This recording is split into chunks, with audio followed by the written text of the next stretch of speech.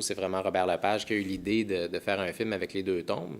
Ça semblait tout à fait vertigineux à ce moment-là. J'avais 26 ans quand ça s'est produit. Puis je trouvais que le défi était monumental pour lui. Puis je me disais, moi, c'était un honneur pour moi de dire je vais pouvoir travailler avec lui, puis d'écrire un scénario à partir de mes propres livres en plus. C'était comme un dream come true, comme on dit, là. Mais finalement, de fil en aiguille, c'est moi qui me suis retrouvé avec le beau problème de l'adapter. Mais Mars et Avril, ça a été un gros défi. Ça a pris 7 ans à faire, le film. Que dans les livres, ben, on avait eu une approche très minimaliste, là, à la Sol et Gobelet, avec des fonds blancs, des fonds noirs, des fonds rouges, des fonds bleus. Donc, tout le décor était laissé à l'imaginaire du lecteur, finalement. Tandis que quand on fait un film, ben, de quoi ça va avoir l'air? L'univers du film va avoir l'air de quoi, tu sais? Ça fait que ça a été un des plus gros défis de l'adaptation, c'est de rendre ça totalement cinématographique, que ça n'ait pas l'air des livres animés. C'est pour ça que je suis allé chercher Françoise Skeuten, le BDiste belge. En fait, je lui ai envoyé mes 2 livres. Donc, c'est les livres, encore une fois, qui ont permis d'établir le contact, parce que lui vient des livres. Donc, de voir un jeune auteur comme ça qui travaillait fort pour adapter ses livres au cinéma, je pense que ça l'a touché assez, en tout cas, pour m'inviter chez lui, aller le rencontrer. Ça n'engageait à rien. Tu sais. Je suis un grand fan de ses albums, Les Cités Obscures.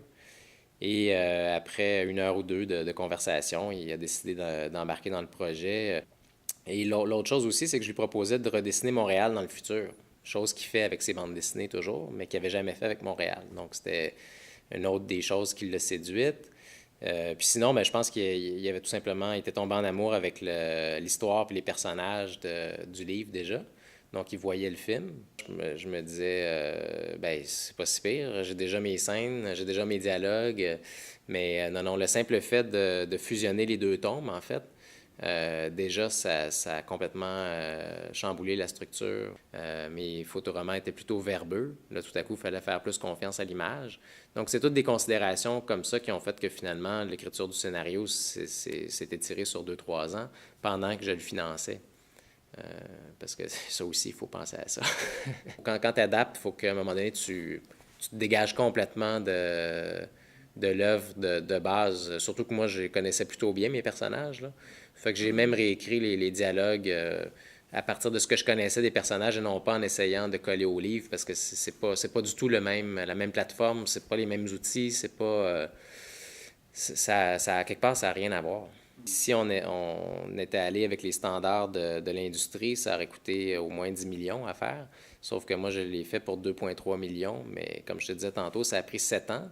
Puis, il y a tout le monde, les 100 personnes qui ont travaillé sur le film l'ont tous fait à 25% du prix qu'ils chargeraient habituellement. Puis le fait que ce soit le premier film de science-fiction québécois, ça, tout le monde, ça les intéressait. Là. La minute que je disais c'est un film de science-fiction, les gens disaient « Oh boy, ok, ouais, ça me tente. » t'sais.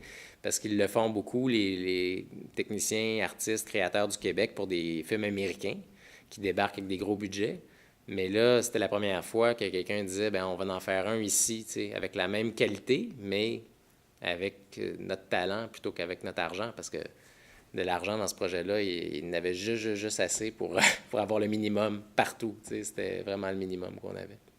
Si suite il y a à Mars et Avril, ça devrait se faire dans des contextes totalement différents, par contre, parce que comme je te dis, je ne vais pas me relancer dans une saga de 7 ans à mettre mon condo en garantie à la banque, puis tout le kit, là. C'est des sacrifices qui sont beaucoup trop stressants. Fait que c'est pas un contexte de création idéal parce que tu peux pas te concentrer sur ce que tu fais à temps plein, comme un cinéaste entouré par des producteurs et un budget solide. C'est ça la différence. Je travaille encore en pub à l'occasion, c'est sûr, parce qu'il faut payer le loyer. Puis la pub, c'est un des seuls domaines qui paye les créateurs un salaire décent. T'sais, tout le reste, c'est très difficile. Écoute, quand tu fais un film aux 4-5 ans, ça dit que ça fait pas cher le mois. Là. Le film va sortir en salle au Québec à l'automne, mais on se croise les doigts pour que ça sorte en festival avant ça. Puis, ben moi, ce que j'espère surtout, c'est que les gens vont aller le voir parce que c'est un film, c'est une proposition qui est totalement différente de pas mal tout ce qu'on a vu. Je dis ça sans prétention, c'est juste un constat que tout le monde est obligé de faire parce que on n'a jamais eu de film avec 550 plans d'effets visuels au Québec, tourné sur fond vert avec un univers, un Montréal futuriste. Ça s'est jamais vu. Ça fait que j'espère que ça va créer un événement puis que les gens vont se rassembler autour du film pour aller le voir parce que ça a vraiment été pensé pour les gens, pour le public, puis pour une expérience vécue sur grand écran. T'sais. Fait que, voilà. Oui, c'est bien, merci beaucoup. Merci.